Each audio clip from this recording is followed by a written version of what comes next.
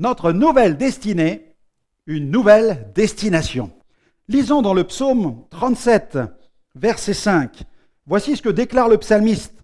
« Recommande ton sort à l'Éternel, mets en lui ta confiance et il agira.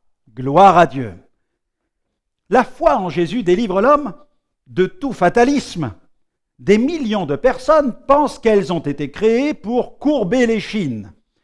Elles ont perdu toute dignité et pensent vivre sous la malédiction.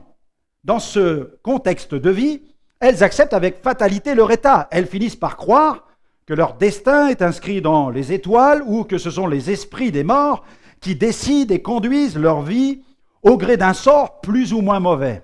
D'autres pensent qu'après la mort, l'âme est anéantie. Victime des croyances, des traditions, des fausses religions, des démons, elles ploient sous le joug de la souffrance. Mais béni soit Dieu! Par la foi en Jésus, l'homme peut changer de destinée et triompher de cette fatalité.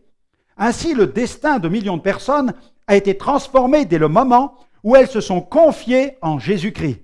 Nous sommes appelés à entrer dans le programme merveilleux de Dieu, ce que Paul appelle son bienveillant dessein.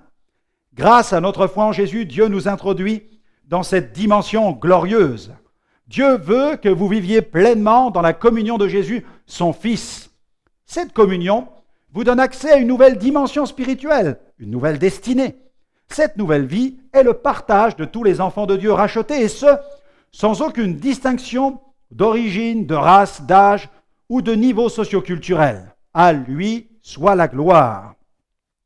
La grande foule de l'Apocalypse est la preuve biblique que le ciel est la destination finale des croyants nés de nouveau. Pour toujours, ils seront avec le Seigneur dans la gloire. Dans Apocalypse 7, 9, après cela, je regardai et voici, il y avait une grande foule que personne ne pouvait compter, de toute nation, de toute tribu, de tout peuple et de toute langue. Ils se tenaient devant le trône et devant l'agneau, revêtus de robes blanches et des palmes dans leurs mains. Alors je vous recommande cette décision aujourd'hui. Seigneur, je réalise que je ne connais pas cette dimension spirituelle, mais je veux y entrer pleinement. Je te demande pardon d'avoir vécu si loin de toi pendant si longtemps. Accepte-moi tel que je suis et transforme ma vie à ta gloire. Au nom de Jésus. Amen.